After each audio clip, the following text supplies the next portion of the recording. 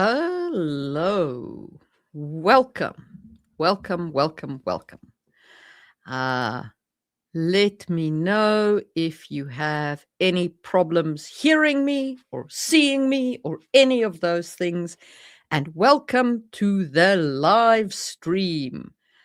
First live stream of 2026. And we are going to do a Ask Me Anything live stream. So there have been some questions on a post that I put out about this, and I will also be taking questions from the chat. So hit me with them as we go. So I'm just going to give people a little bit of time to get online. Happy birthday to you, Flower Crown Dragon. I hope that you had an amazing day and that you have a fantastic year. Thanks, Katie. I'm very happy it's February. Um, it's cold here in Finland. I'm not gonna lie. I have had car trouble this week, like you will not believe, because at -20, things stop working right. It's just, it is what it is. So that the winter came with a vengeance.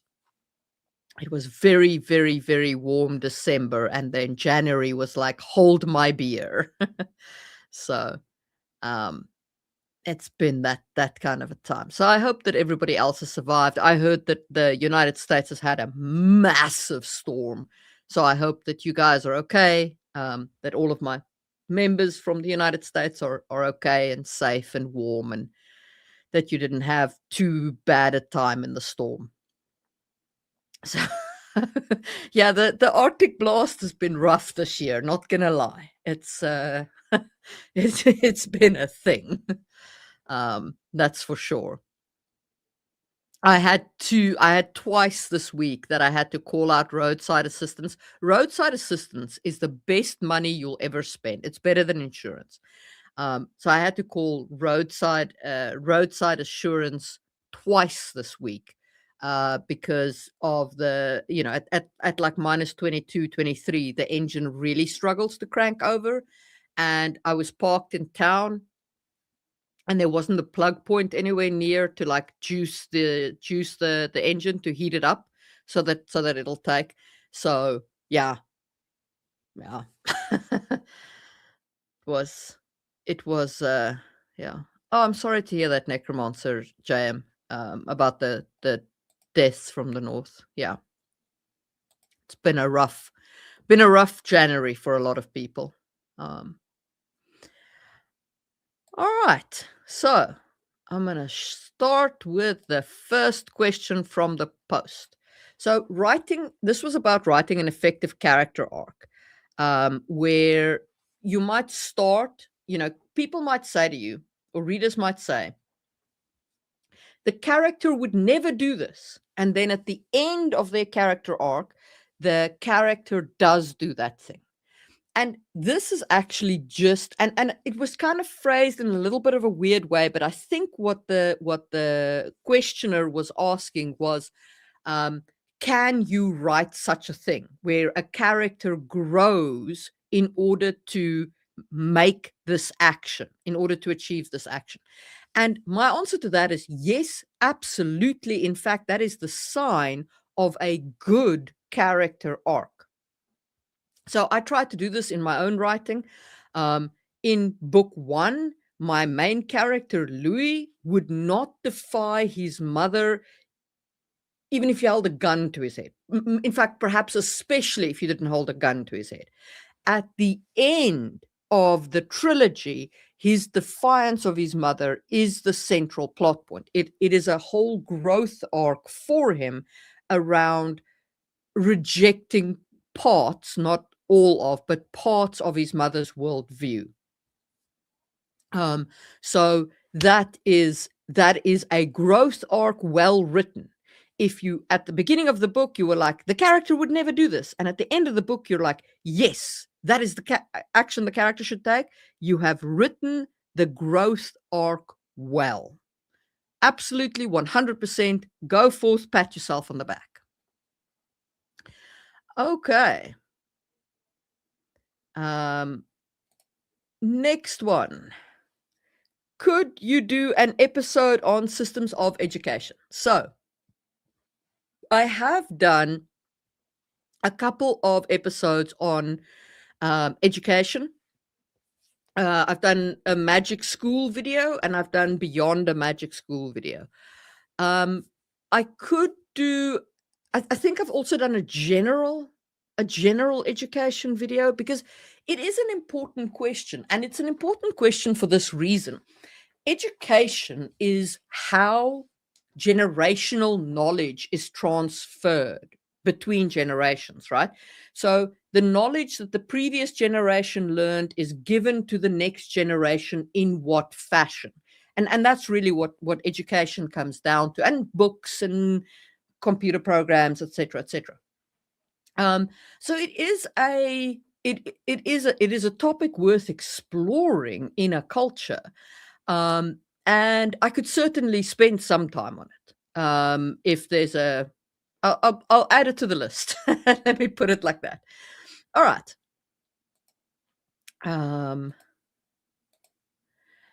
How do you manage 2 or more magic systems in the same story? Okay, so if you have 2 or more magic systems in the same story, my general advice is either take them back to the same source. Okay, so they both have the same source of magic, but they access it in different ways. Or have the two if you separate the sources, have the two sources be so different that it is clear to the reader why these two things both exist. For example, you could have, say, a technomancer-based magic, where you have very, very advanced technology combined with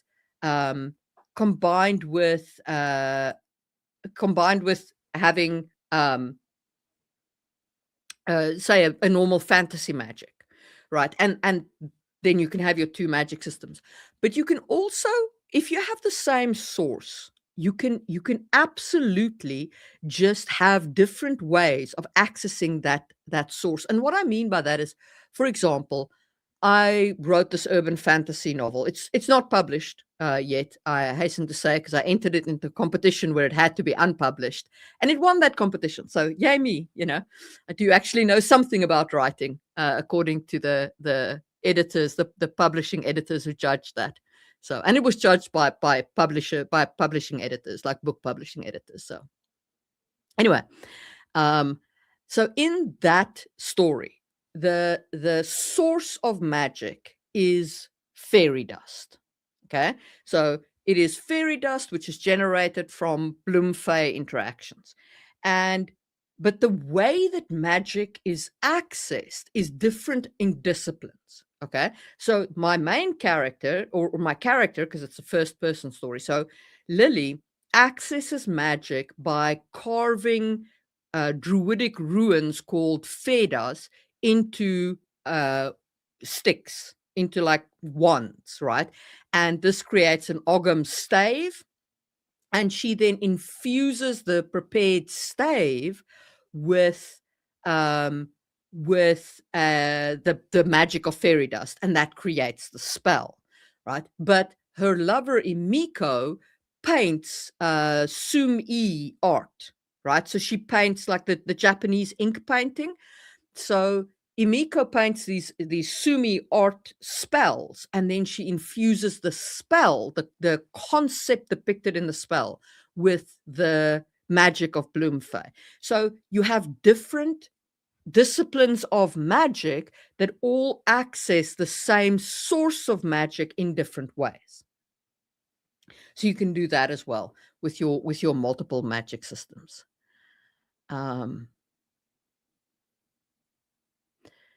You are very welcome, Troy. Saint Sir Nicholas, thoughts on how armies might use stimulants or potions? I will come back to that as soon as I've done the questions from the post. Okay, that was multiples.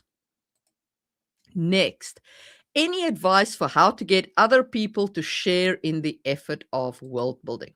And this was basically around, how do you get people to share your vision of world building, and to world build in the same direction as you, if it's like a group project, right? And the way that I have found most effective is to make sure that you have a clear North Star of what you're doing with this world, right? Because you need to have a kind of a guiding line. Okay, this is what we are trying to achieve with this world.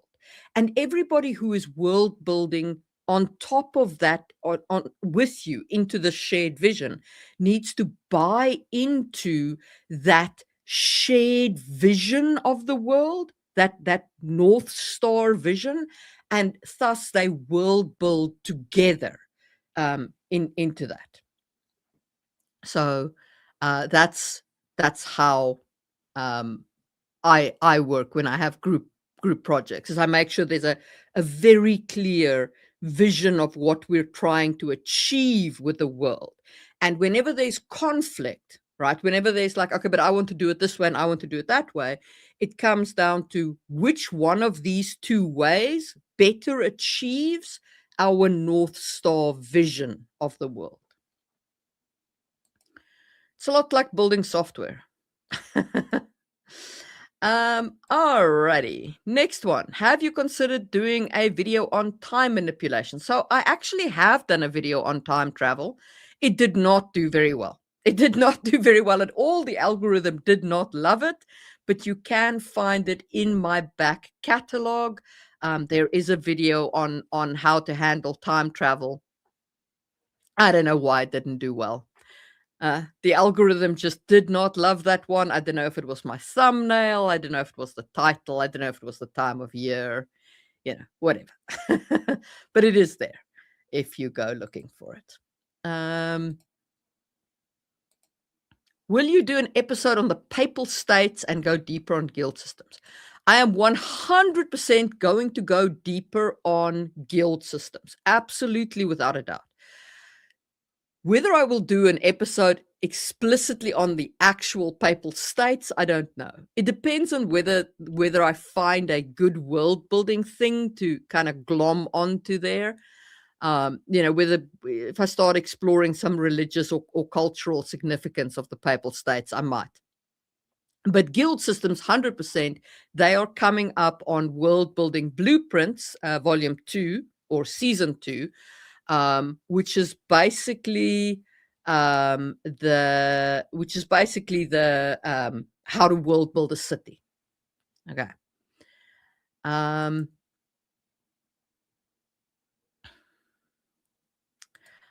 Everybody asking questions in the chat, ask away. I am marking them with stars, and I will go back to them as soon as I've finished with a post comments. So yeah, I am monitoring the chat. Okay, what is your take on having a villain winning instead of losing? If that is the end of your trilogy, you have written a tragedy. And there is nothing wrong with writing a tragedy. So if you are looking to write a tragedy, then absolutely, but make sure that you actually want to write a tragedy, because that is what having the villain wins means. It means you've written a tragedy.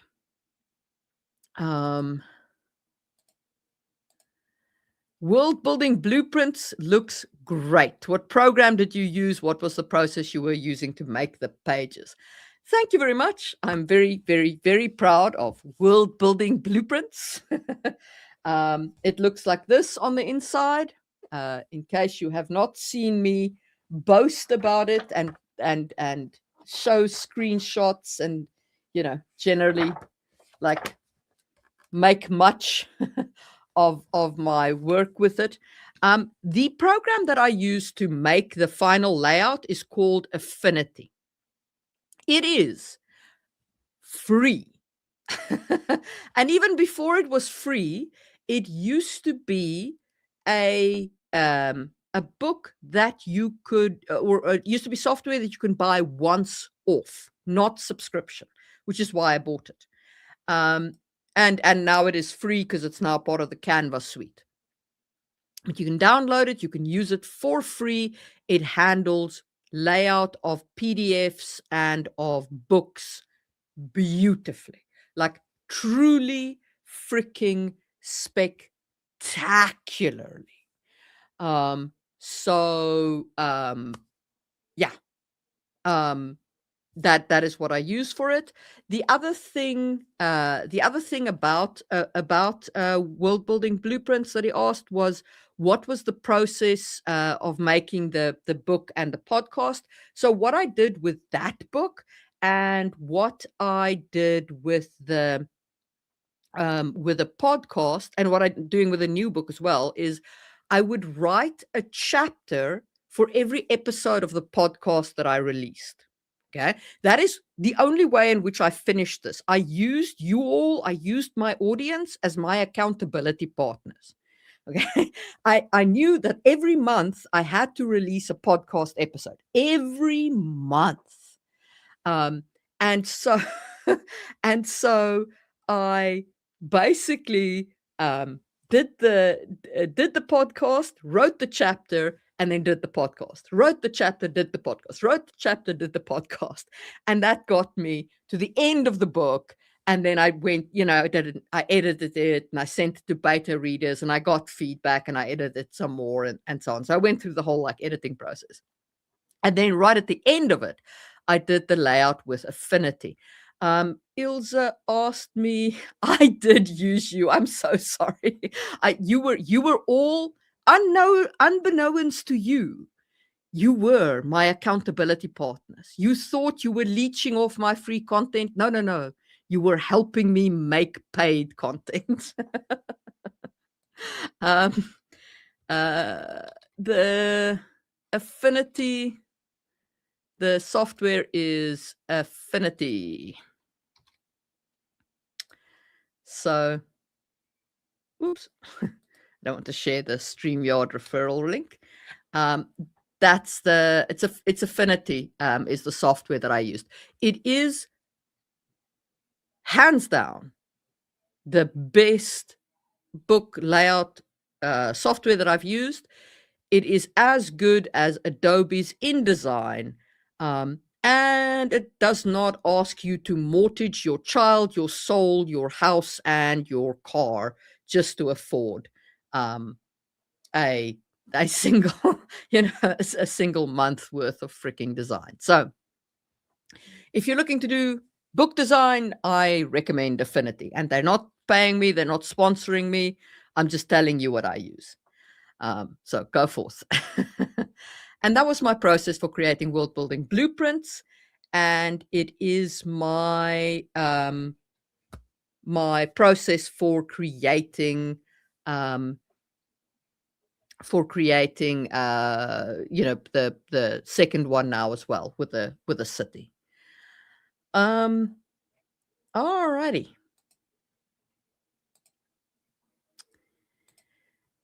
Why is the intro? Why is your intro a cover of "My Heart Will Go On"? It is not.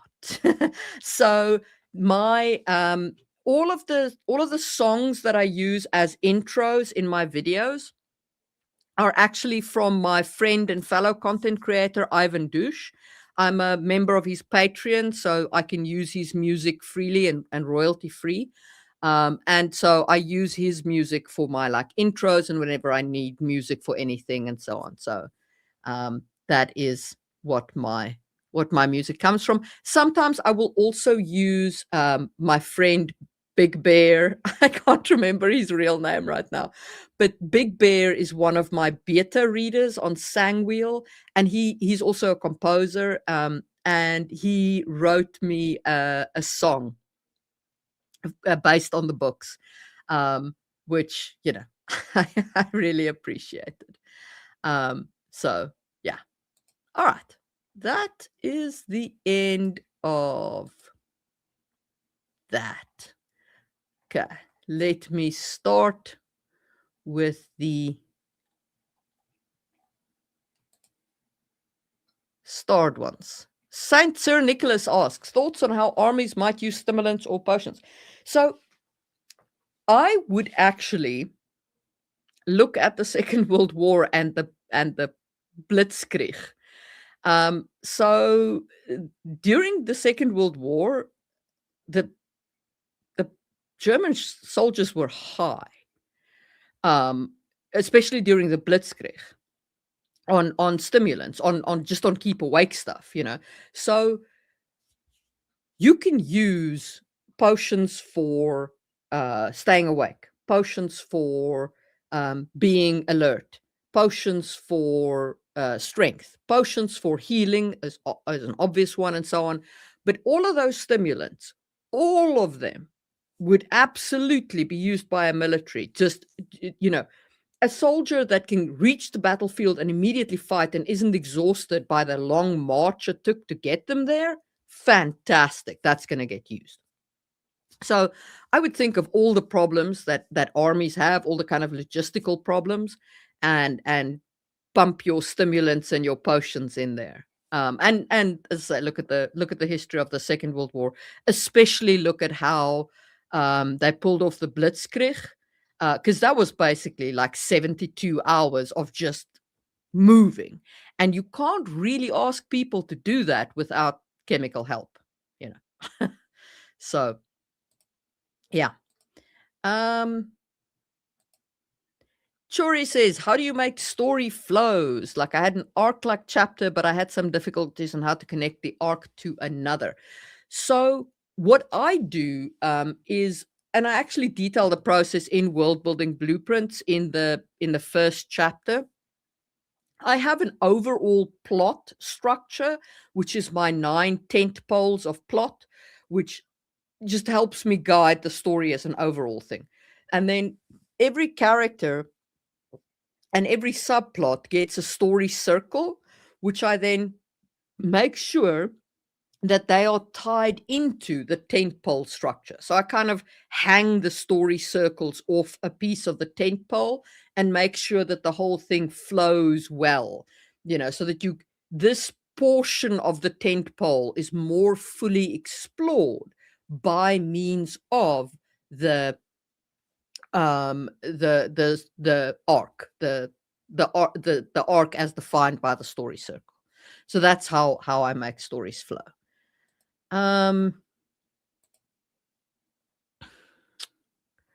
Phosphorus says, I know folks say just start, but genuinely, what is a good yardstick to start releasing chapters to the public?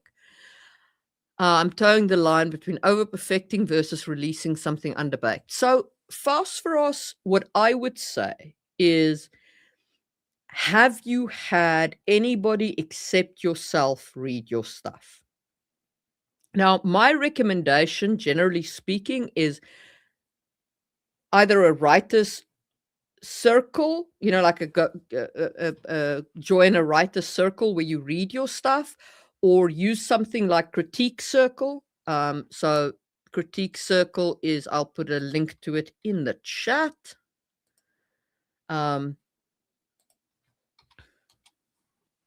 So Critique Circle is a place where you can post your chapters and get it critiqued by real people, because that to me is the yardstick. Okay, if 10 people have read your chapter and 8 of them are like, this is solid, good job, then you're good. Okay, but if 5 of the 10 people that have read your chapter said, okay, this doesn't work for me and it's riddled with mistakes or whatever the case is, then you need to rethink it. Because that's what the question is really. Does it work for the readers that you're hoping to gather?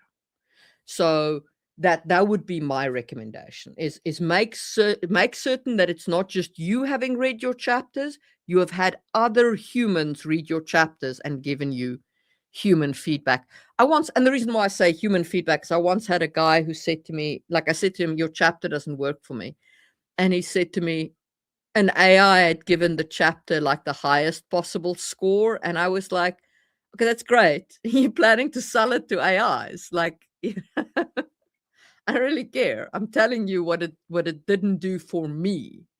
And of course, remember always, you know, writing is a subjective game. Like, just because I like a thing or don't like a thing doesn't mean it's actually good or not good.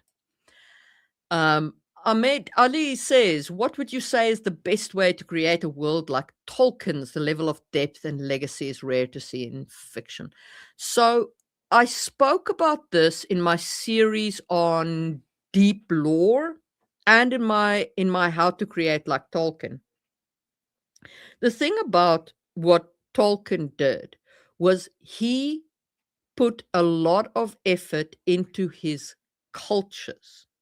And he did that through languages because that was his lens, right? He was a linguist. And so he really put a lot of thought into languages, and languages being so important to culture, that meant his cultures were incredibly rich. And that, I feel, is the art to world building. If you know what, you can screw up the magic. You can screw up the creation of fantasy races. You can use all bog standard human based animals, whatever, right? As long as you get the cultures to feel like fantasy cultures, and you get the cultural landscape to feel rich and rewarding to the reader, I think you pretty much get away with a lot in like getting the rest wrong. I mean, Tolkien, when you get right down to it, right? What was Tolkien's magic system? Who knows? It's the same as the Kalevala's magic system in the Finnish myth. People sing and stuff happens, right? There was the song of creation, stuff happens. It doesn't matter what he's, but it doesn't matter. It does not matter that we don't know what his magic system is, because we know what the magic system achieves in the story. It is about natural power versus like the industrial power and all of these kinds of things. What he really built was rich, deep cultures. The elven culture is deep. The hobbits are deep. Humans are deep. Everybody has different cultures, different ways of speaking, different engagements. And that's what we remember. So build your cultures is my advice to you about Tolkien. All right. Now, let me see.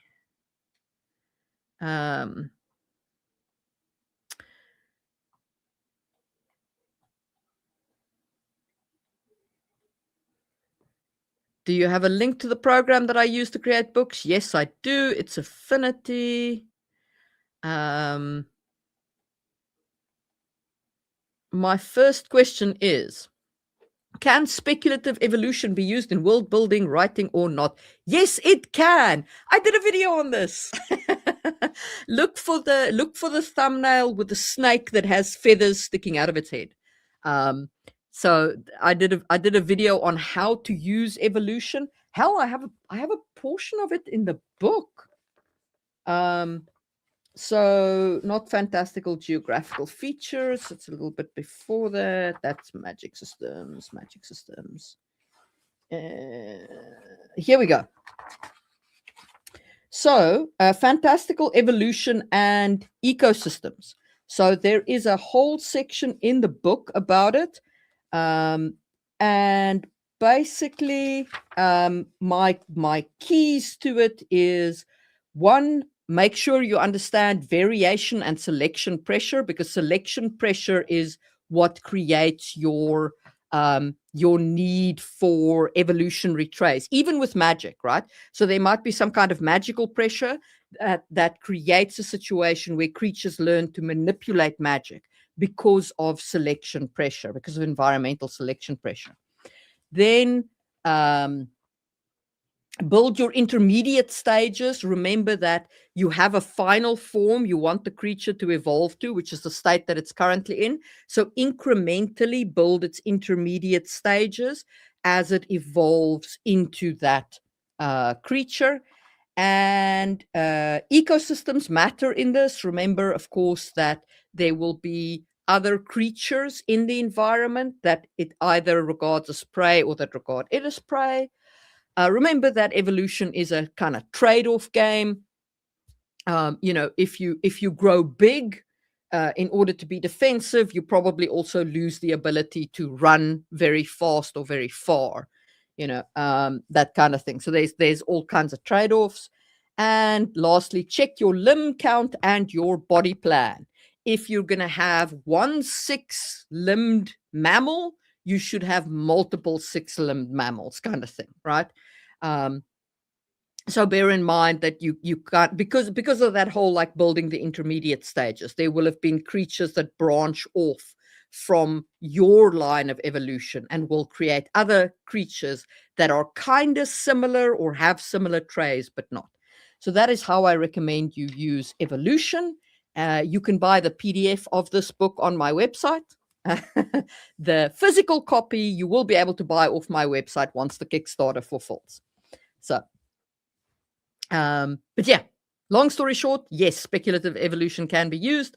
You can find a video on it on in my back catalog. You can find it in my book.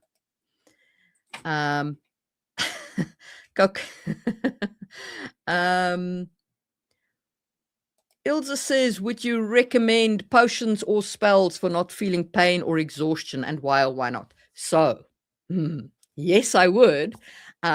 But I think there's something that you have to bear in mind. Just because you don't feel exhaustion doesn't mean you aren't exhausted. And that creates an enormously wonderful payoff moment, right? Where you can have, my angel, what are you doing? Oh, goodness, my kitten.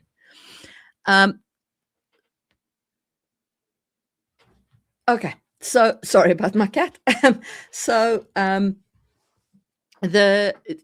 You can have a situation where people are like, okay, we're going to take this potion and we're not going to be exhausted and we're going to fight. But then after the potion wears off, all of the exhaustion that they've kind of been pushing to the side hits them with like a double whammy. You feel the exhaustion of 72 hours of going without sleep after the potion wears off. And that creates both a limitation on using the potion, and it creates an enormous story opportunity for what happens after the potion wears off, and kind of playing around with that timing element. So yeah, I would recommend using it. I think it's a great idea. And I think it creates an enormous potential for payoff. St. Nicholas agrees with me. Other than staff, who actually lives in the castle with the king and queen? Okay, so let's talk about castles. Castles are way more than just a house for the king and queen, right? If you know anything about how modern day militaries work, or modern day navies work, castles are basically like the equivalent of a what's those big ships that planes take off from? Flight carriers. They're basically one of those. That's actually what a castle is, right? A castle is used to project military power over an area. That is its actual role. And so living in the castle is whoever's in charge of the castle, and it doesn't have to be a king or queen. It could be a baron, it could be a duke, it can be whatever, right? Then there would be their knights, or their chevaliers, or their whatever their military component is, right? Their war band, whatever military men they have readily to hand. Because those are your castle defenders, okay? And some of those will be titled, like fully titled, like knights, and some of them will be men at arms, right? So like soldiers that are not titled, that are like trained, but not part of the nobility.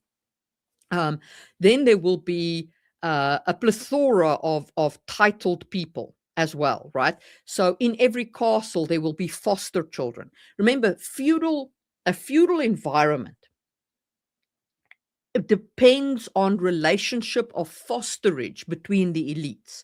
So they send their children to each other's castles to go, learn how to be a noble, but also to build relationships with other nobles, to build to foster these relationships between nobles. So you will have these page. That's what pages essentially were, right? They were fostered children sent from other castles. you will have, esquires and all kinds of like titled servants, my lords and ladies, ladies in waiting who with the lady of the castle, and who, oversee the kind of women's side of running the castle. And you will have like gentlemen in waiting as well, and cupbearers and all of these kinds of noble servants. And then of course you will have a plethora of staff that make the whole thing work. You will have cleaning people, people to light the fires, people to look after the candles, people to dust the place, people to cook. Oh my word, cooking. Because remember, the castle, the meals are communal. People don't eat separately. There's this massive dining room, right, where there is a meal like twice a day or whatever the case may be. That's just this immense freaking production.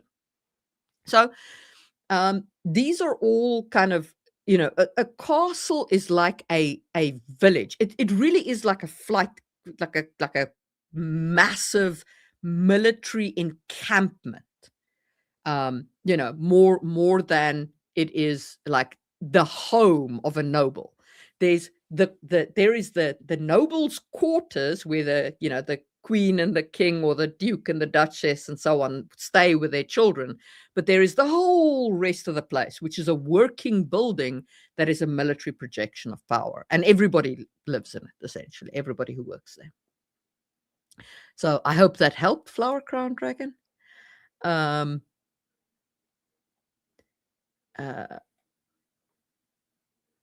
It's not my birthday, it's Flower Crown Dragon's birthday, but thank you. What do you think about prestige, renown, and reputation mechanics in TTRPGs? So, I like them. I like prestige, renown, and reputation mechanics. And generally speaking, what I do with them in the game systems where I use them. So, I recently ran a rogue trader campaign. Rogue Trader is a Warhammer 40k campaign where the players have a Rogue Trader warrant. So they have this like massive trading spaceship with which they, go do business and go do, what Rogue Traders do, and trade and do all kinds of stuff, and, break the law and so on, because they have the charter to do so. And their prestige and so on is very important. It's a very important part of the mechanic, especially the ship's reputation and the captain's reputation and all of that kind of thing. And what I did there was I actually tracked their different relationships across the different planets where they did most frequent business, and kind of gave them different scores with different factions on those planets and across their kind of sector of galaxy. Because I didn't run it in the normal place for Rogue Traders. I actually ran it inside the Empire. It was a lot of fun.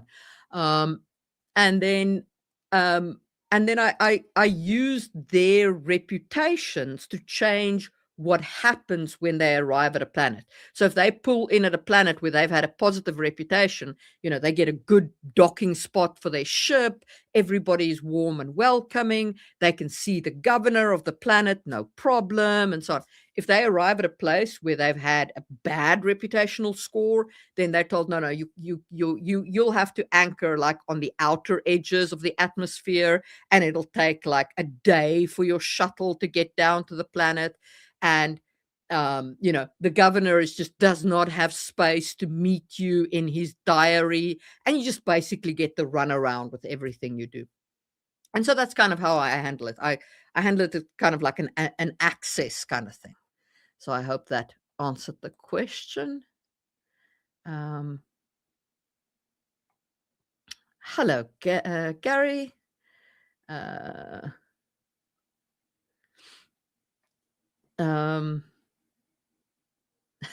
No, it's not actually my birthday. It's Flower Crown Dragon's birthday. Yeah, so Phosphorus, I quite like Critique Circle. I put all my stuff through there, but there's plenty. My friend Drake runs a paid a paid online writing circle called Writers Room. So if you go to writersroom.us, you can join there as well.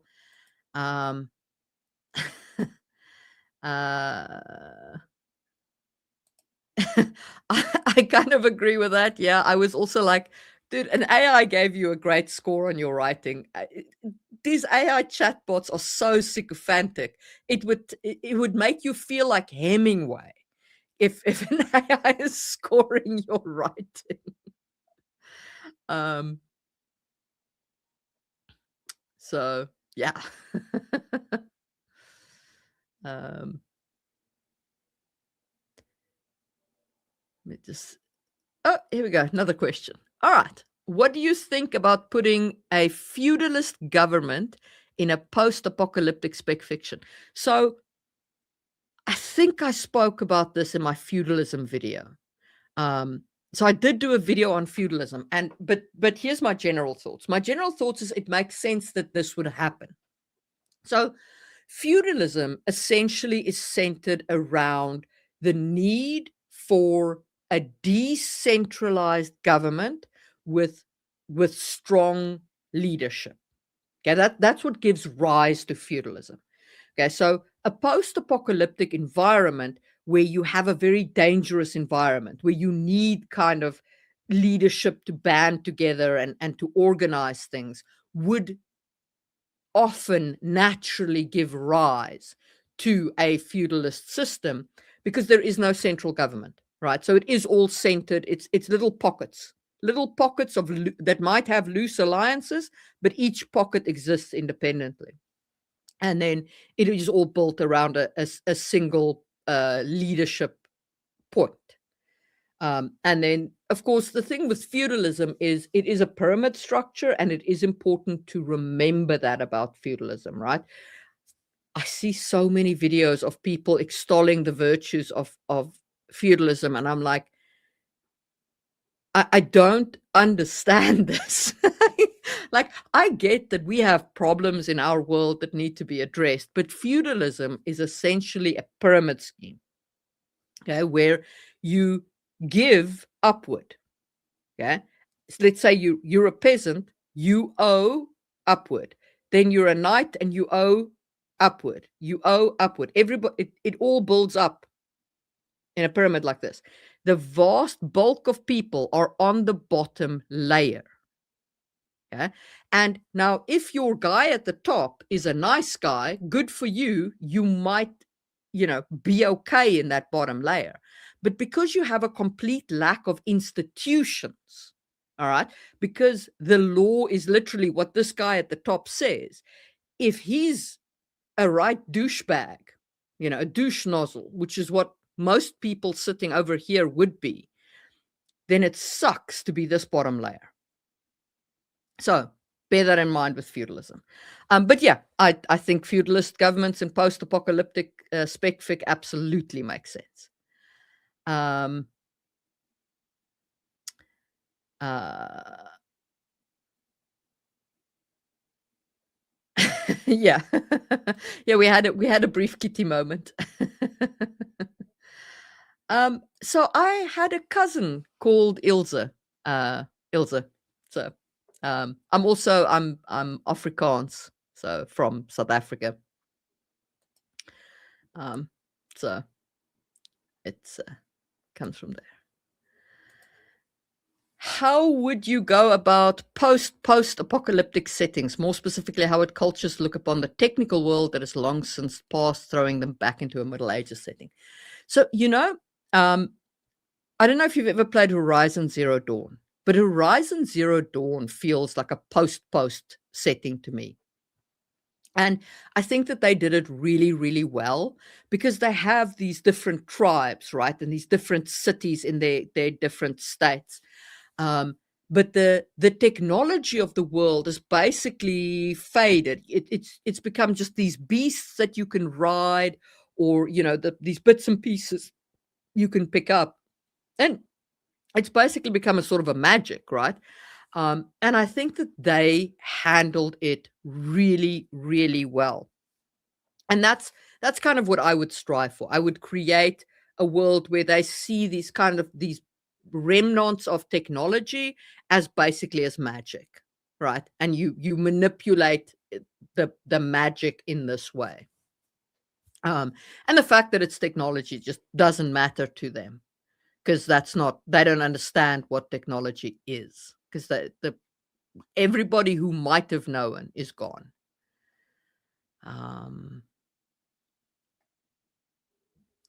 Yeah, you could dispel an endurance spell mid episode and have that. All right, Noctilin says, how can I have my world centered around being normal size and tiny sized being? I have a crow, tengu, and other yokai and tiny creatures and sprites. Furniture and architecture. That is your answer. So what you do is you have Tolkien did this quite well. So with like a hobbit-sized door and hobbit-sized stools and that kind of thing. But also your architecture. So if you think about like your tengu, I think the tengu are the crows, right? The Japanese crows. So they would have, for example, houses that have got very few fires in them, because feathers are super flammable, right? So how do they warm their houses? How do they light their houses? Do they have some kind of like special lighting? You know, what do their beds look like? So is there a shape to their beds that accommodates their wings? What do their stools look like? How do their stools, their chairs, their tables, how do they accommodate the wings? So, and in terms of size, what size houses are there? What happens if a big person visits a little person? Do they just kind of like, poke a nose in through the door, or do these things always take place in the big person's house and so on? So, architecture and furniture. Architecture and furniture and things like, how do you light the house? How do you heat? How do you cook? How do you do all these things with these different cultures? I have an exercise in World Building Blueprints, chapter 8, which is called A Day in the Life of. And it is the one that I like to go through that for all of my cultures, where I do like home and hearth. What is the home made out of? What are the clothing made out of? How do these people handle hygiene? Food and drink and all of those kinds of things. So I basically go through a whole day in the life of a culture. And when I have such different cultures, like a tengu and a noika and all of these yokai and all of these different creatures, I go through a day in the life of each of these creatures, and based on that, I then create their cultures.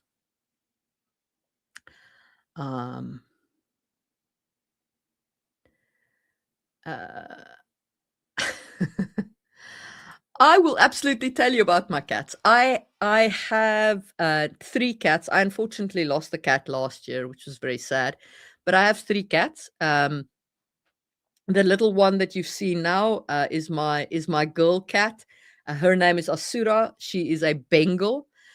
She loves to sauna, so I have photos of her in my sauna.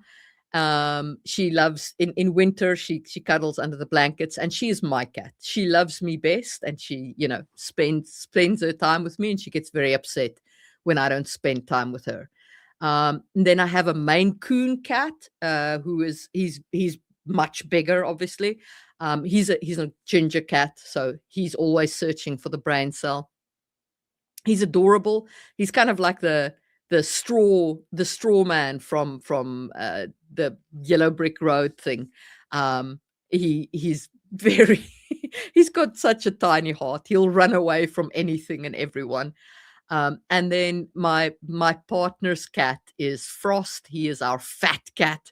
He is way overweight, but the problem with having a multi-cat household is it's very hard to put just one cat on a diet.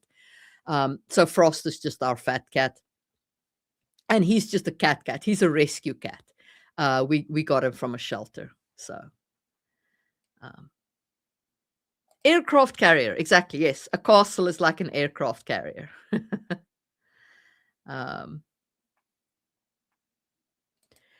Yeah, so if you have, majors and all of those kinds of things, engineers, absolutely. There'll be engineers and builders and repairmen and smiths, and all of these things will exist within a castle.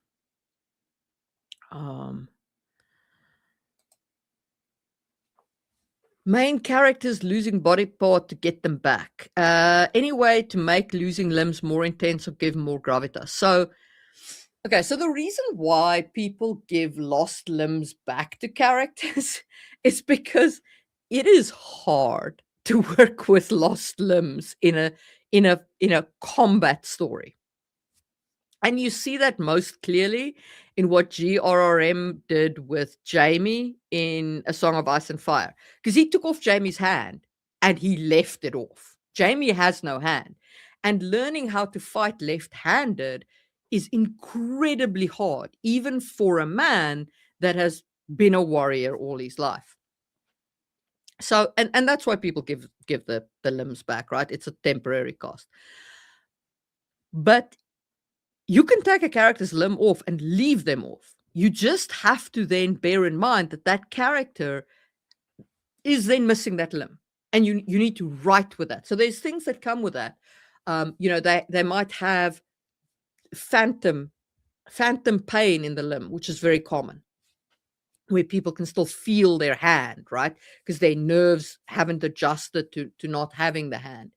And you can have and that they don't have this hand with which to act.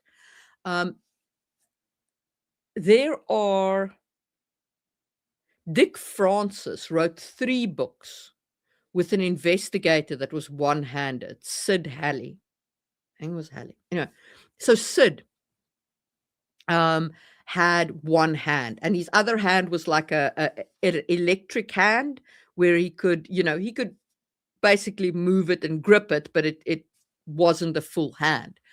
And those books were fantastic. Highly recommend them. They had nothing to do with fantasy, absolutely nothing. But the way that he wrote about Sid handling his hand being gone was fascinating.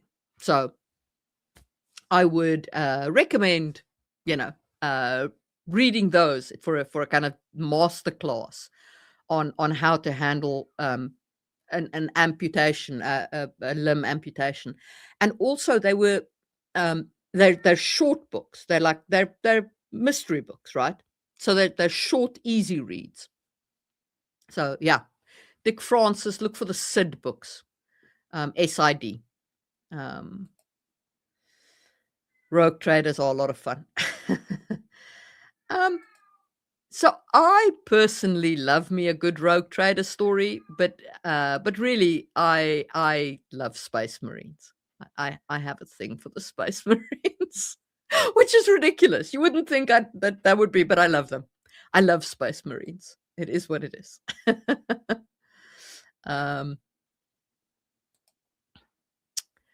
have another question. How in a story, a human character who became a supernatural being like a fairy or fae and adapt to its new nature despite. So, I mean, this depends a little bit on like how big the change is.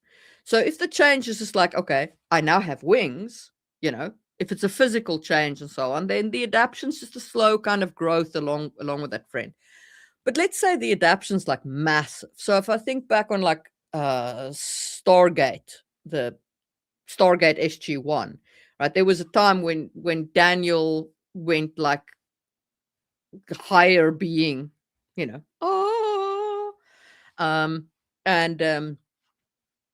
he knew stuff that he couldn't communicate with anybody else. And so their adjustment to him was very, very hard because of that.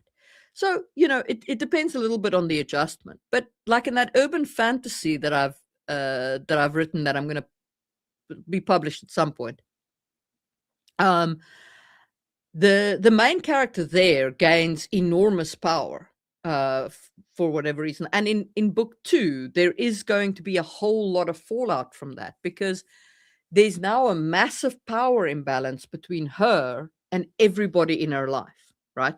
So there was already a power imbalance between her and normal people because she's a mage, a hidden mage. Not many people believe in magic, but she was a hidden mage and other people weren't. But now there's an imbalance between her and almost everybody in her life because she's gained all of this power. And that will have fallout because that kind of sudden power imbalance can make other people very uncomfortable, because now they feel like, what do I do with you now? You could zap me out of existence, and then what do I do? So like I like playing with those kinds of power dynamics, and kind of adjusting to what that might mean, and how that would work. So I hope that answers the question, Paul. Was the Rogue Trader campaign before or after Bobby G came? So it was actually during. I used that whole storyline. I had them involved in that storyline. It was fantastic. I loved it. I ripped the universe apart. And then I went crazy with the canon, and I had the Emperor reappear, which shattered apart the imperial bureaucracy. I went bananas with that campaign. It was amazing. It was a total crash out in terms of lore. I went way off the beaten path, but it was great. I loved it.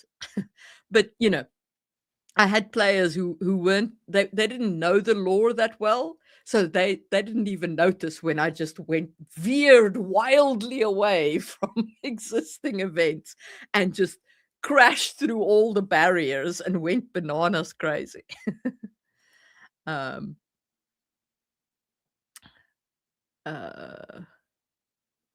Laura. Good to see you. It doesn't matter that you're late. We're doing questions and answers. So, Chori says, on the nobility and power system, what do you think is too much and how much is too little? Like, what is the limit? I'm not sure what that question pertains to. Could you rephrase that and I'll answer it?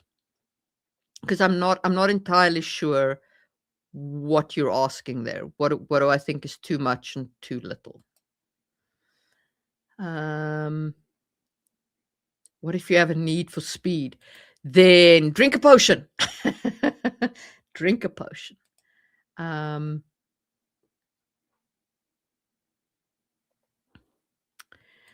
Yeah, I also don't understand how feudalism would be helpful for our current world's problems. We need institutional reform, not a reversion to like, kings and queens and barons and castles and nonsense.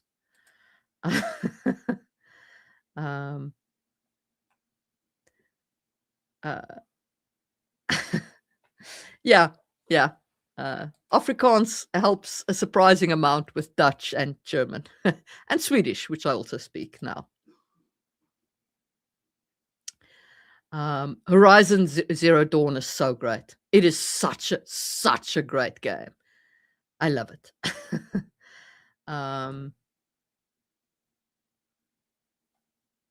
Yeah, Brie is a good example of what we were talking about earlier with architecture and size, and how to how that setup creates and makes the world real, right? Because you've got the different sizes of the houses and the different sizes of the furniture and so on.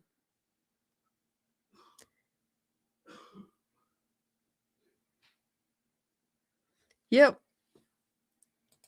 Alexander, what is one trope that you often see in fantasy that you rarely see in sci-fi, but believe it would work really well? I'd love to see more things like magical esoteric applied to hyper advanced tech. So that's an interesting question. I think one of the things that you rarely see in sci-fi is spiritualism. Sci-fi tends to sheer away from any kind of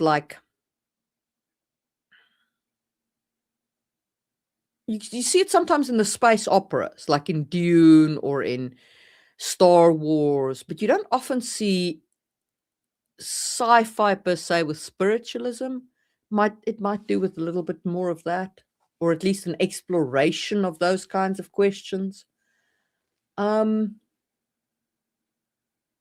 don't No. Like, I'd like to you know what I'd like to see sometimes in sci-fi is a bit more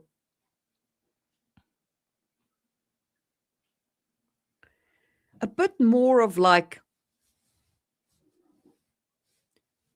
focus on the characters. Sometimes it feels to me like sci-fi is a little removed from the characters.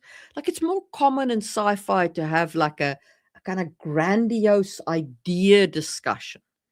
And yeah, I'd like to see a bit more focus on the characters maybe. But, yeah, I don't know. I like both genres, so, um, looking for questions. Oh, no, that's not a question for me. Um Phosphorus asks, how does a malevolent, I think, system take shape and be self-sustaining over decades? Cults, enslavement, classes. Is it really just a handful at the top who benefit and convinces everyone of these norms? So, yes and no. So there is certainly a group at the top who benefit and who drive things, but they're not the only ones. They do allow benefits to go down to their things. Now, the way that an evil oh, I don't like that.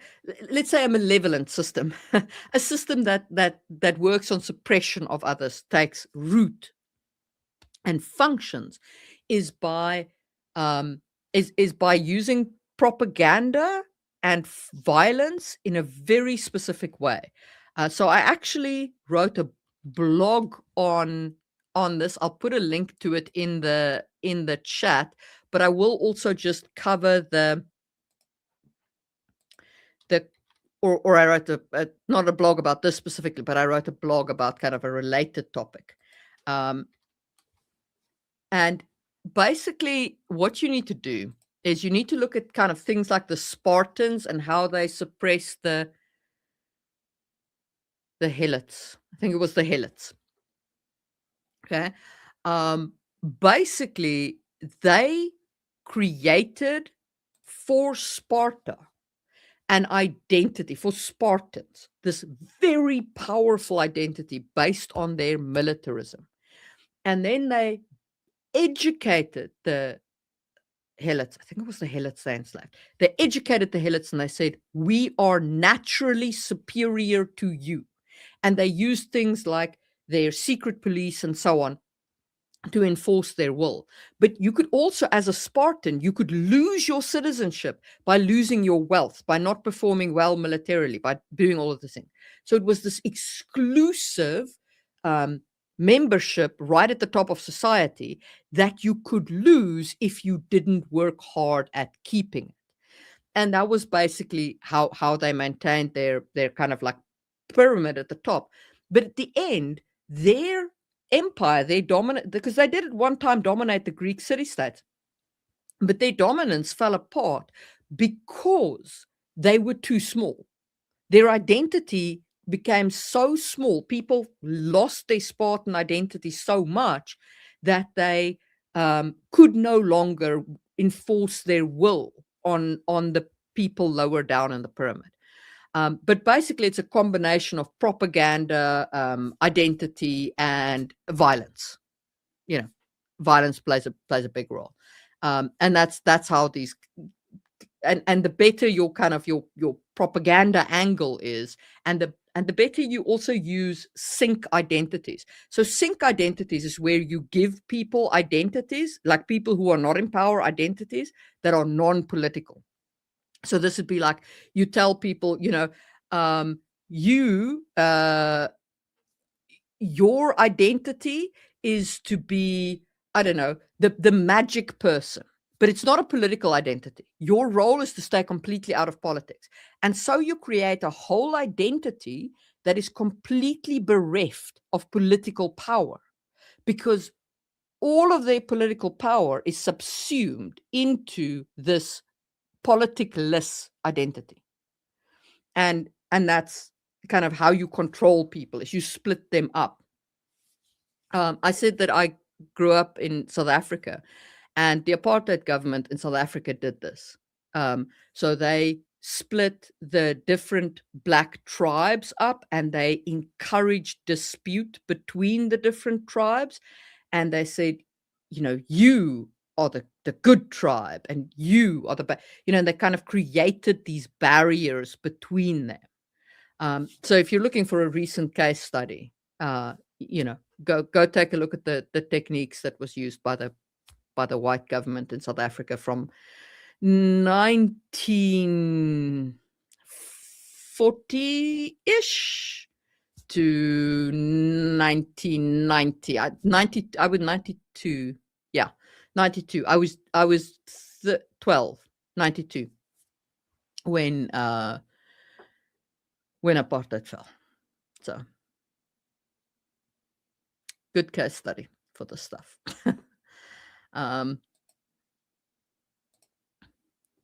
What are some techniques you use when describing reasonably complex objects without giving a laundry list of measurements and materials, but still making the object clear to the reader? So what I try to do, Kelly, is I try to focus on how the object relates to the character, right?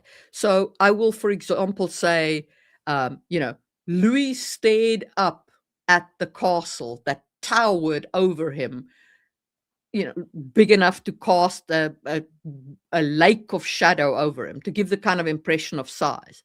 And the sun gleamed on the walls, creating a red halo, like a I don't know. I'm terrible at writing out of my mouth. Like a mist of blood around the highest tower, like that kind of thing, right? So that you always bring the imagery back to how the point of view character observes the object, and that allows you to give the object's description in a way that is hopefully engaging to the reader. Because they don't just get the description of the object, they also get how it makes the character feel about that object.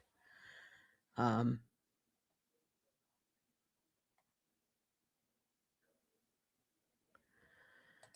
100%. Like, I know it's hard to write. I see what you're saying. Yeah. Giving people their limbs back can also be just a way of showing, how powerful technology is, how powerful wizards are, etc., etc.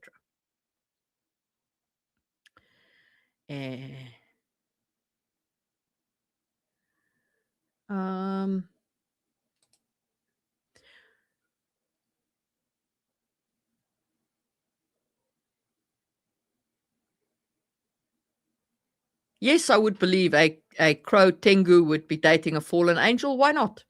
Just remember that neither of them are going to like fire in their house, because they're both flammable. Feathers are flammable. Mercedes Lackey did this so well in her Griffin books, because the griffins are, they're griffins. They're all freaking feathers, and they are so careful of fire for that exact reason, for the feathers being flammable. So, for the emperor.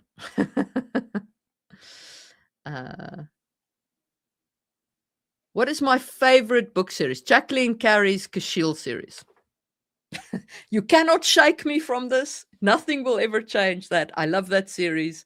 And I'm specifically talking about the first 3 books here, although I love everything that she has written, and she is my favorite author, which is Kashiel's Dart, Kashiel's Chosen, and Kashiel's Avatar. And they are phenomenal. Yes, there's a lot of spicy scenes in them, because the main character is a courtesan, and she is a BDSM courtesan, so the spice is very spicy. But it's about, the books are about so much more than that. On my baby review channel, It Is That Deep, which you can, find on YouTube or so on. I have a full review of them. So and all of the things they made me feel. So Bear Guy 17, Jacqueline Carey is my answer. Besides, of course, my own series. I mean, obviously, I love my own books. I think they're amazing, but other than that, yeah, I don't think that is a question for me per se. Yeah, I think this ties back to the question about people accepting new species. So, I mean, I think I think it just depends on the story you want to tell. Like, are you looking for this to be a thematic element? Do you want to talk about acceptance of people after change? Like there's a lot you can do around that theme. Do people accept people after such a big change, of the changing species or whatever? So worth thinking about. Exactly, Necromancer JM. Feudalism works great provided I'm the king and nobody asks too many questions. Exactly. It's good to be the king. um, I very much use both real and historic cultures as influence in my world building, right? So what I tend to do with cultures is I tend to try and understand them very deeply when I'm going to use them, and then I try and understand the kind of pressures, the societal pressures, and the kind of the environmental pressures, and all of these things that acted on them that created them as cultures. Right. And the reason why they are the way they are, because that then allows me to replicate or to not replicate and thus change the culture, some of the same things in my world.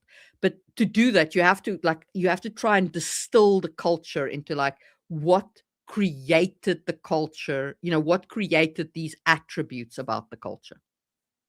So that's the first thing that I always say. It's like, try and understand not just, like, for example, try and understand not just why purple is a status color, but why is purple a status color? Purple is a status color because it was really hard to make purple dye. Why is red a status color in China? It's because of this flower and then culture and then this. So you got to kind of like work your way through the whys of why a culture is this way or that way, or how this developed, or how that world view developed. And then you take that world view and either replicate it or tweak it, or combine it with something else, and so on. Uh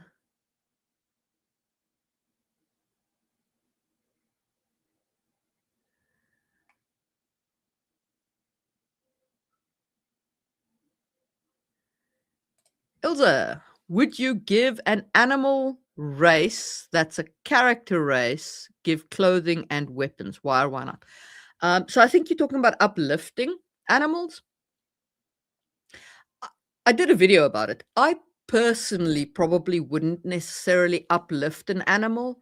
I am not super fond of it as a mechanic for creating a sentient race. But that's just a personal preference thing. I've got nothing against against people using it in general, and there's no real reason for it. I'm just not fond of it. Like, me as an individual, it's not my favorite thing. But I think the biggest pitfall to watch out for is to make them just humans with fuzzy suits, right? If you're gonna uplift an animal, you really need to put some thought into what would their culture be like. A really good example of this, done phenomenally well, is in Adrian Tchaikovsky's work, where he uplifts insects. The Children of Time series, especially the sci-fi series, really, really well done, for a great example of uplifting animals. and yeah, the reason why I don't like it is because I've seen it so often be just like humans in a fursuit, and that, to me, that robs the trope of its strength. Babylon 5 was a very good show. Babylon 5 was amazing. Everybody should watch Babylon 5. Suri says, so nobles are complex, right? With all the perception of non-noble social hierarchy, their commons and habits. How do I show them all in the stories I write? So what I would recommend here is try to have point of view characters in different strata of your society. And this is something that I wish I had thought of in my first trilogy. I didn't think of it until I was right at the end. Um, but having point of view characters in different social strata allows you to show the lives of the commoners, the lives of the merchants, the lives of the nobles, and kind of handle those differences and show your culture in all of its complexity. So if you can, if your story allows for a non-noble point of view, and like work in some peasants. If you can't, try to have your nobles interact with your peasants and show, your peasants' life vis-a-vis your nobility's lives. Remember, both are complex lives. They both have struggles and dreams and hopes and things that they're trying to achieve. So, you know, yeah. Um,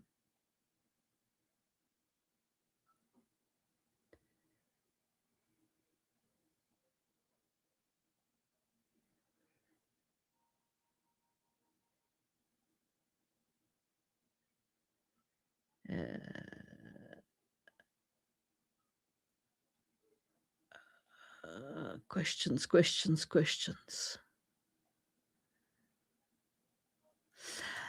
Yeah, political control is such, like, I built that link in that blog post is a whole freaking model that I built because I was having the same kind of problem in my head. I was like, how do you do this? How do you wrap your head around kind of how people do this? And I, the hazard of being a mathematician, right? Which is what my degree is in mathematics, and by trade I'm a computer programmer. Is that you tend to you tend to want models. I want a model for everything. I want things that I can plug into. So, and there is a problem with that, as any economist will tell you. But so I built this whole like political model to try and like figure out how this would work in politics. Now, of course, there's complications. People don't always behave rationally. People, do things for unpredictable reasons. All of those things are true. But the model helped me kind of understand the kind of broad strokes of political control.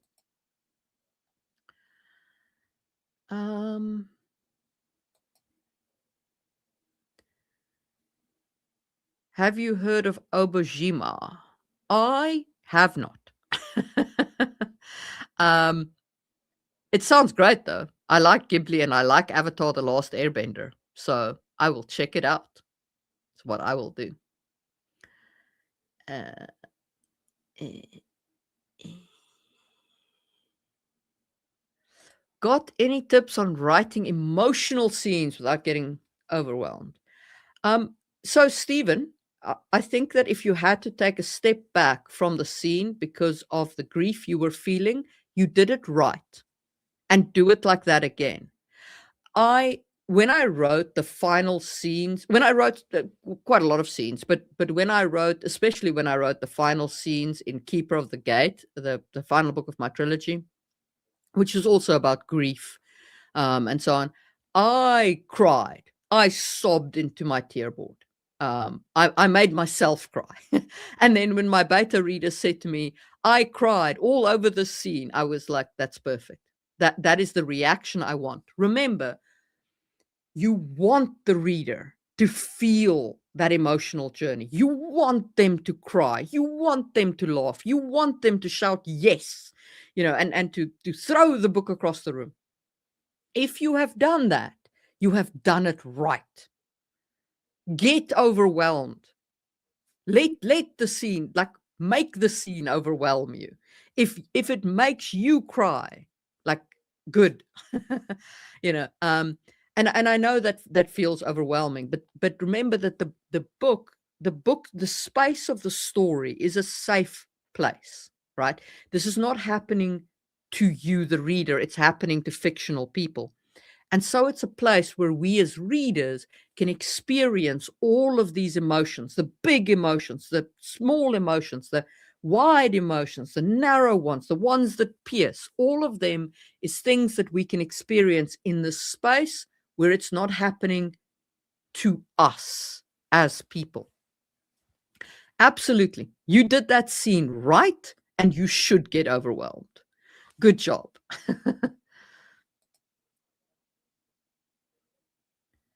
um,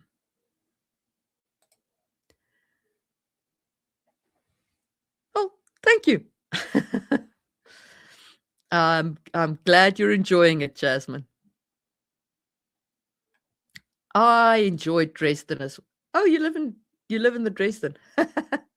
Yeah, I enjoyed Dresden. Um,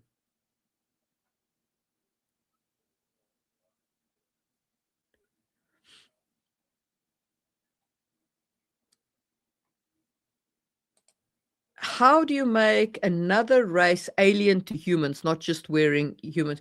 So I think that the biggest thing here is you have to have the cultural clash built in, right? There has to be things that they just do not understand about each other. So, and that they, even if culturally they're brought up together, they just don't get it. Okay, so think about things like, um, you sometimes see these, like, a cat brought up by dogs, and they behave like a dog in some ways, but they are not a dog. Right. And there's some things that they just don't do like a dog, and they will never do like a dog.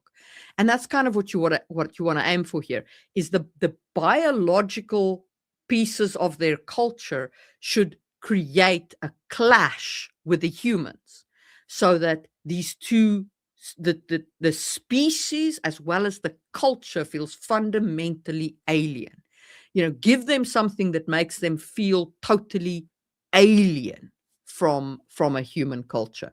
Like, again, Tchaikovsky does this so well, with the Children of Time. Those spiders on that, and the cephalopods on those planets are so weird. They are so different from humans, and their culture is so different, because the whole, like, way that these creatures think and argue and reason is so very, very different. So that would be my recommendation. um, an uplifted cat. I mean, Puss in Boots is always a favorite, right? um,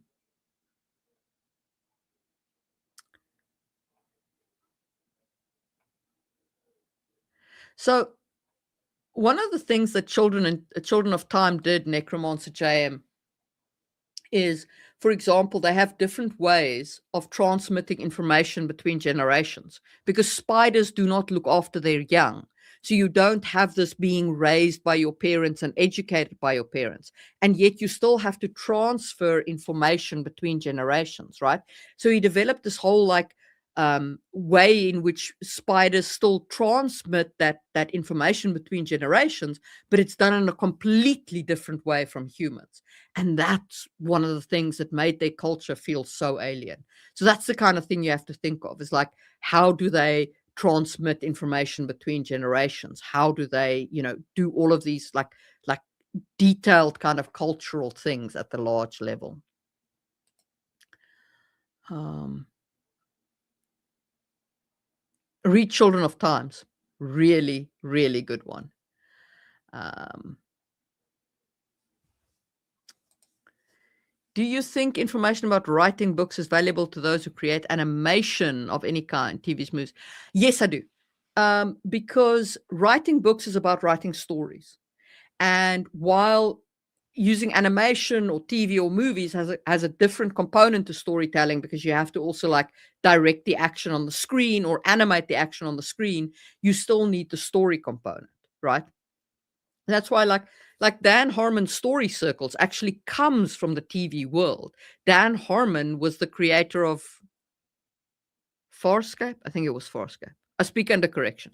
But anyway, so it comes from the TV world, right? The that and we've adapted it to novel writing. But absolutely, like not the prose components, which is like how to write good prose, but the how to design a story, and how to make a story feel earned and all of those details.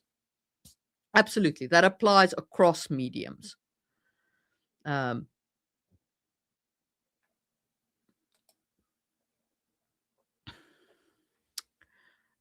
what would be the possibility of you maybe bringing different literary genres under your own thoughts, like to make videos on the different genres? The thing is, I've tried that. It's not very popular with the algorithm. So I don't know why. Like, but talking about a specific genre of world building, like I tried that this year, I think actually, like earlier in January, and it just sank. Sank, vanished without a trace. The algorithm dragged those videos out back and stuck a knife in them.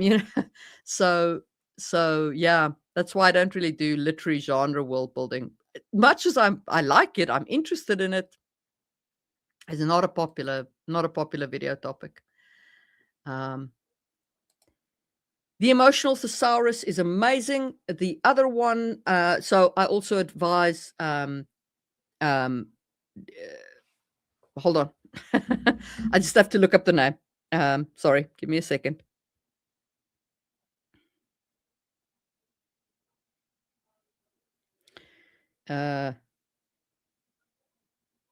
Where's my Kobo app? Come here, Kobo. My books.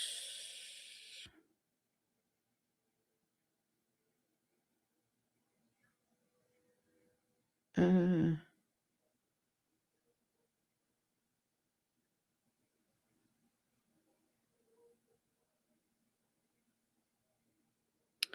Emotional Craft of Fiction by Donald Maas.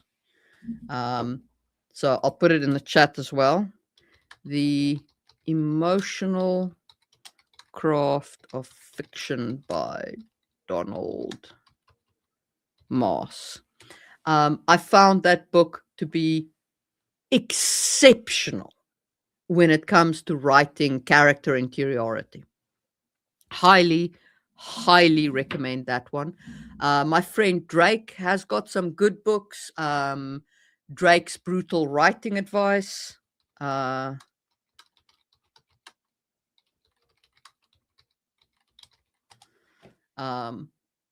and then my world building book. Buy my world building book. I also like the Emotional Thesaurus, by the way. Second edition is the one you're looking for. I love it. Emotional Thesaurus is fantastic. Everybody should have a copy of the Emotional Thesaurus.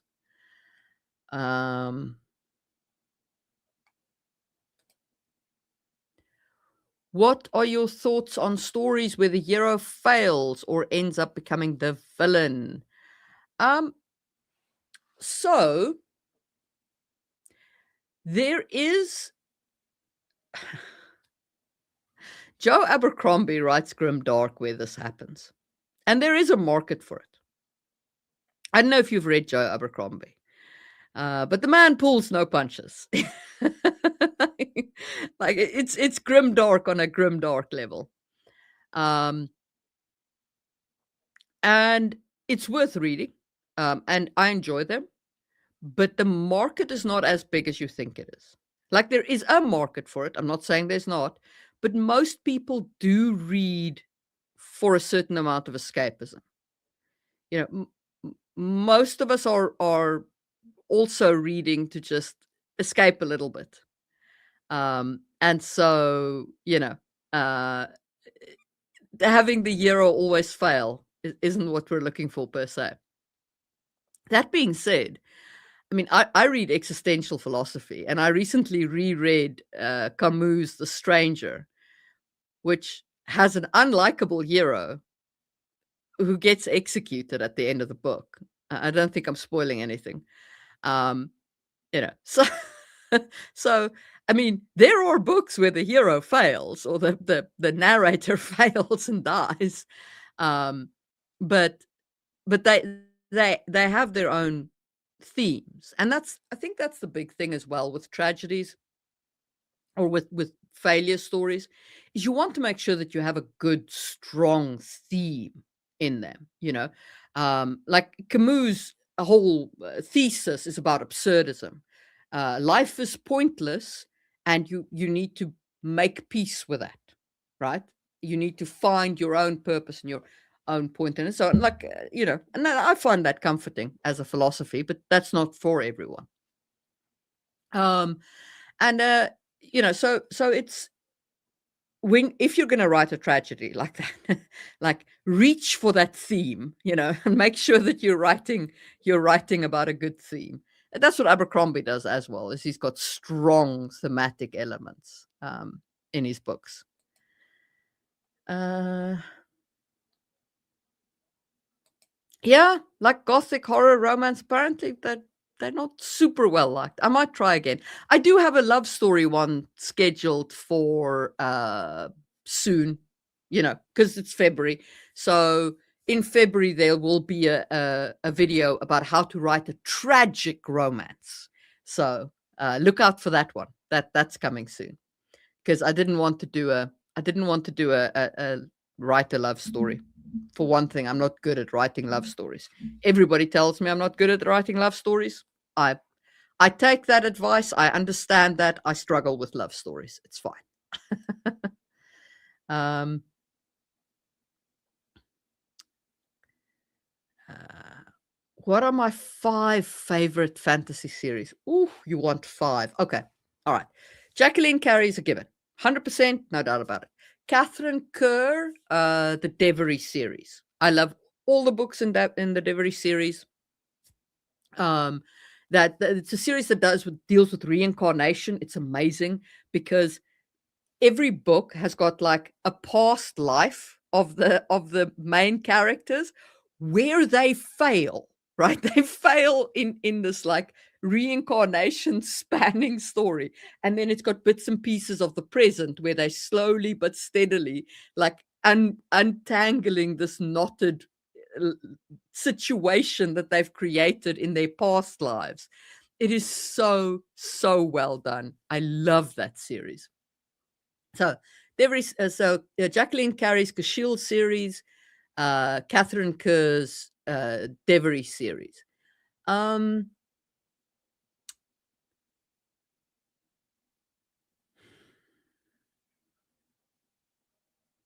Maybe A Song of Ice and Fire, Dresden Files. Dresden Files. See, A Song of Ice and Fire, I'm now hesitant about because he's never going to finish that series, and that pees me off. So maybe no longer A Song of Ice and Fire, but just because I'm really annoyed by the fact that we're just never going to get the last books.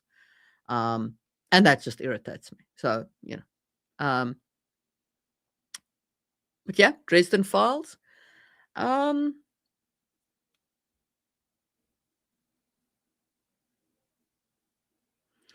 you know who I like recently? And I've just finished the series, and it was so good. I wrote a blog about it. Is the Powder Mage, Powder Mage by McClellan.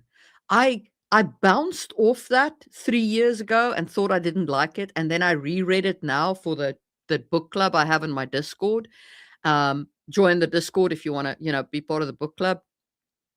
And I read the first book, and I chowed through the rest of that series in like a week. Um, and I loved it. So it I think it has a place an earned place in my top 5. Let's see what else. Not I love the Pern books. Anne McCaffrey's Pern books. I love them.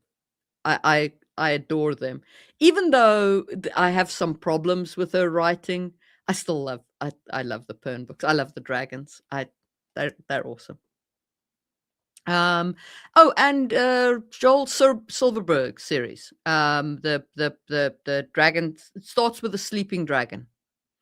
So that would also make my top 5. So I hope I hope that's an answer. Yeah, well, I mean, of course, but I can't really do much about the algorithm. I can just like try and make what it shows people. I'll try again. Kind of a simple question. I'm struggling to create a method to trace for my post trade. Okay, so how do you trade without money? First, you trade basically in terms of you'll still establish a value of the good, right? So let's say that I am a farmer, okay, and I grow turnips, and I bring my turnips to the market. Even if we don't have money, let's say I need a pair of shoes. So I come to you and you are the shoemaker. I'm like, I need turnips. And you go, okay, well, I need a pair of boots. I have turnips. And you go, okay, well, I need I need 20 turnips to make it to the next month or whatever. But to make a pair of boots is gonna take me like 2 months of time. So what I really need from you is enough turnips to kind of cover that time period. But I don't per se want all of those turnips at once. So maybe we open a sort of an account with each other, right? And it becomes a kind of a favor-based network. So you're like, okay, I'll make you a pair of boots and you'll deliver me turnips, for the next month. But maybe I don't have a need for turnips, right? So it's just a favor that we have. But now I, as the bootmaker, you're talking to somebody that you do need, and you're like, I need this thing from you. I need gold from the goldsmith or whatever. And the goldsmith's like, okay, that's fine, but I don't need shoes. And the turnip the bootmaker's like, okay, I understand you don't need shoes, but don't you need turnips? And the goldsmith says, sure, I need turnips. And then the bootmaker says, okay, but I hold a favor from the turnip farmer. So, I'll trade you that favor in return for you doing this.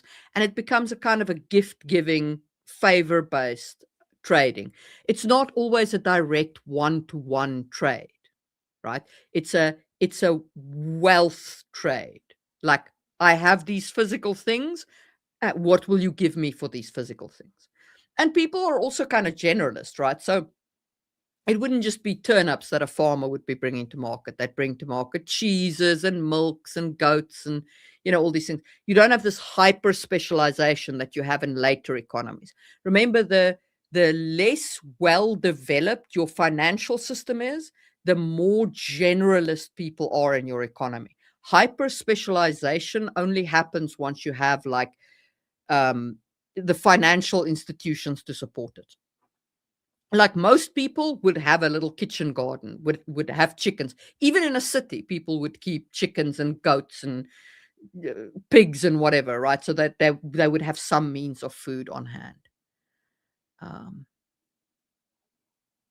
Hello, Kaufman. Yep, the writing journey always treats me well. So, Jasmine says, finding the world building difficult. I have a tend to do too much. Yes, actually, I do. Write your story. So my recommendation is always write your story, like get a firm idea in your head of like the North Star of your world, right? And that's also the process that I talk about in chapter 1 of this book, is like define your story, define your world, define your audience, understand who you're writing and what world you're writing, and then write your story and build your world as you need it to support the story. Don't try and front load your world building, because what you are describing is the exact symptoms of world builder's disease. And you will 100% get trapped in this, and there will be no way out. So, write your story.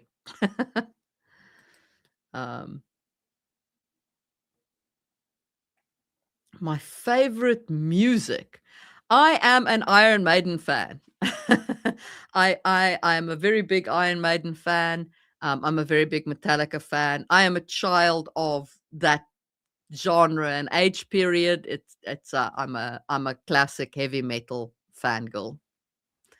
It's who I am. Weird government types. So I did a video on 20 government types where I did like this. Check my back catalog. There's a iceberg of government types.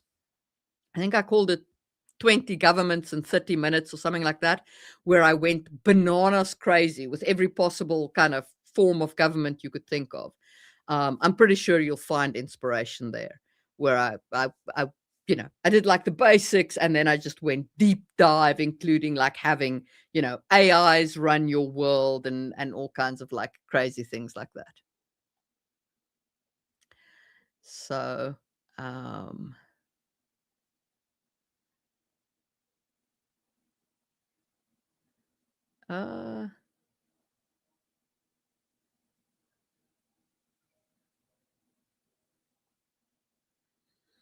would I ever want to see Louis on the silver screen? I mean, sure, if somebody wants to pay me for the movie rights, absolutely. But I'm also not like, I mean, if it happens, great. Why not? I know that like there's been a lot of bad adaptions and whatever, but I also like, I'm very capable of separating the book from the TV show, or the book from the movie or whatever, and being like, these are two very separate mediums, and you have to kind of treat them as fairly separate stories, because you've got to make adjustments in how you tell the story. Any suggestions for obfuscating the price of high value items? So your currency system can do that. So the best way to do it is by using something called a currency of account. And it sounds more complicated than it is, but it's basically a fake currency where they used to use this in the Middle Ages, right? So the only actual coin they had was the penny, the silver penny. But they had this concept of shillings, which was 20 of these pennies, and shillings actually didn't exist as a coin until way later. They were a currency of account that helped people to count what the currency would be, for merchants. And that's a good way to obscure the cost of your thing. That'll just make things priceless. Nobody sells magic items because they're super rare.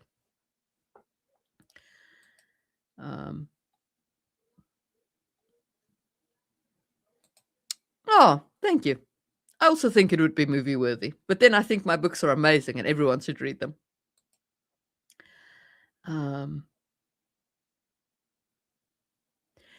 Yeah, 100%. You can trade labor, and bear in mind, like, for example, corvée labor, right? Which is how people in the Bronze Age paid their taxes.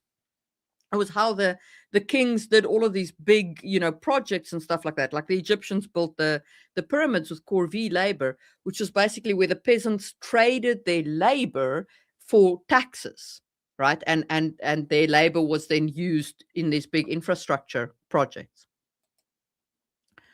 Um,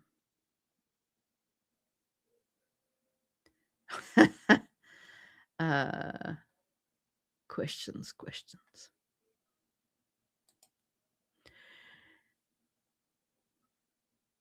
Another political intrigue video. I'll do another political intrigue video at some point. I feel like I talk a lot about political intrigue, but I'll do another one. I will.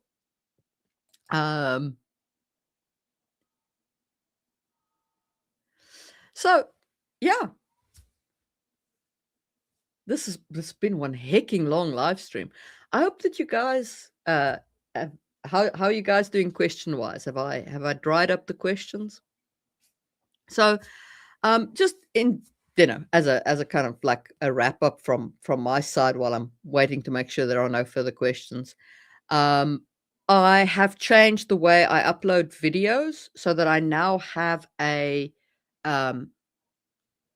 members only version and a public version. And I think that that will ameliorate some of the thumbnail problems, right?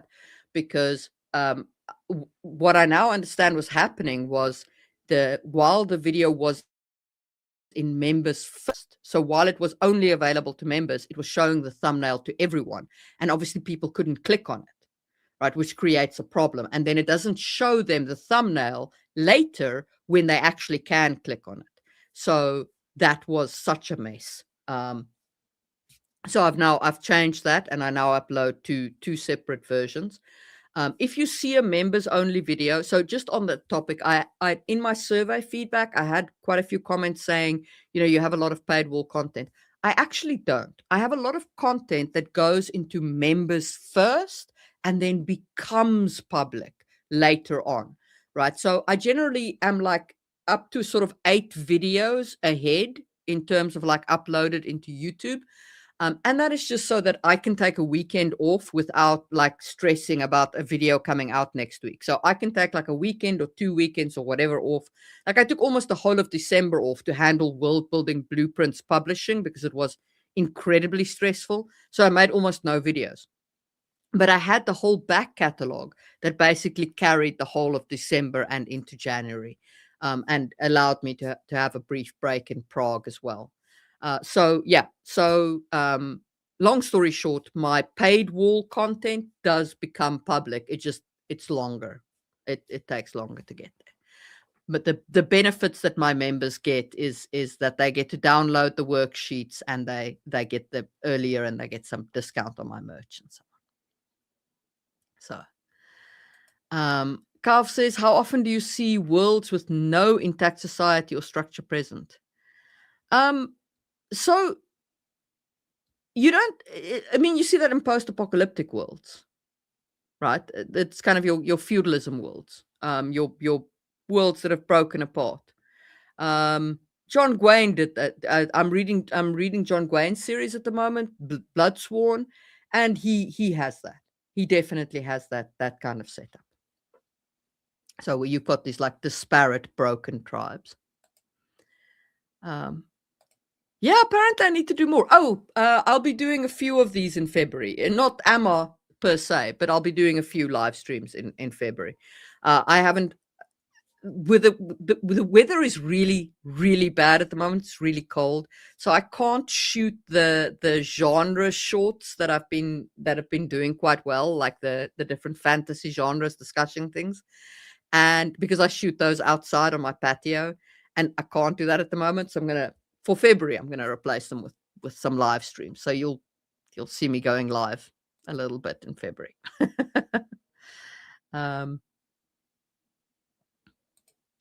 What brought my interest in philosophy? How long have you been reading, studying it?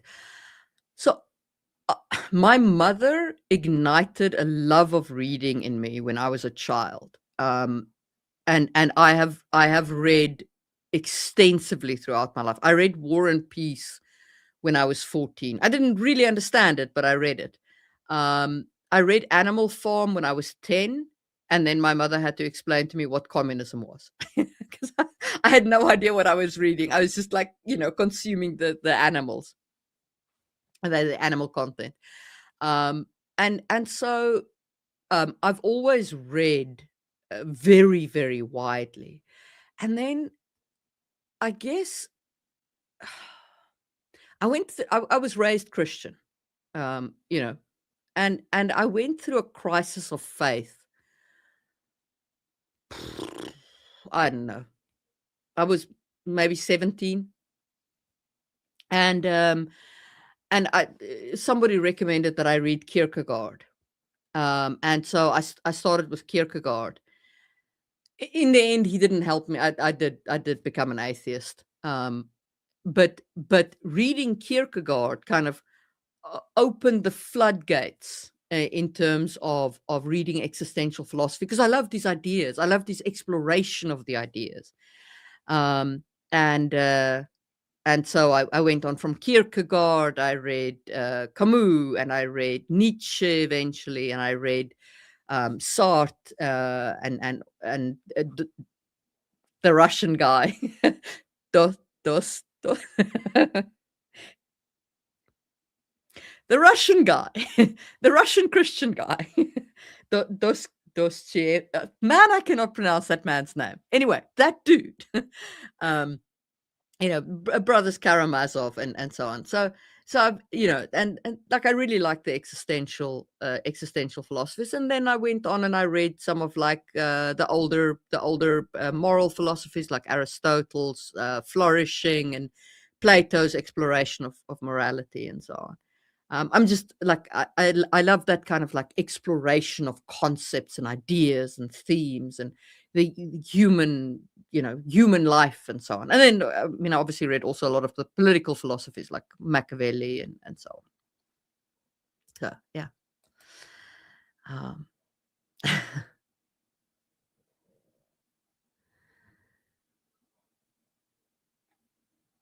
uh,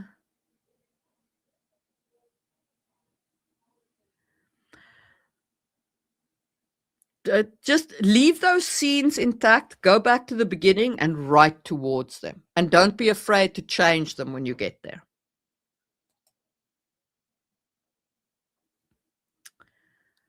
um,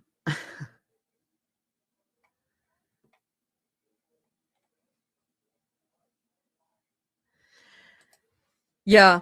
So this is why I've now actually changed it. So if you see a video of mine that has a red ribbon on the side that says members only, that's the members only video. There will be a public video that comes out later.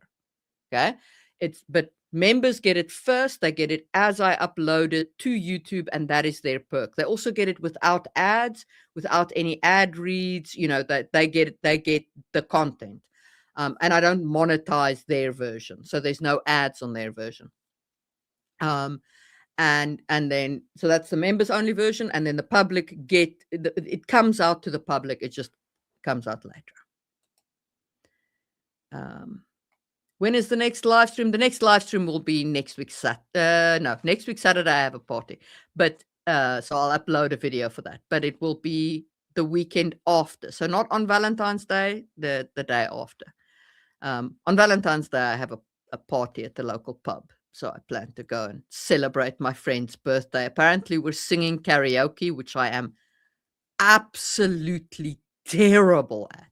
I cannot carry a tune in a bucket, but the weekend after. All righty. Thanks, guys. Thank you for being here. I hope that all of you enjoyed this live stream, this monster of a live stream, and that your questions were answered and so on. How do I add moral philosophy questions to Gritty?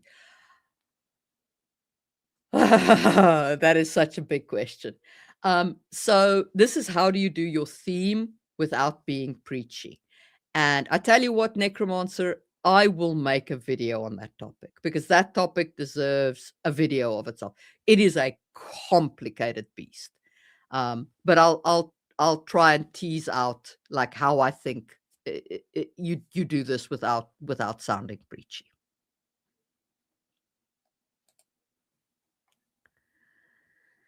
Thanks, guys. Have an amazing weekend, and I will see you soon.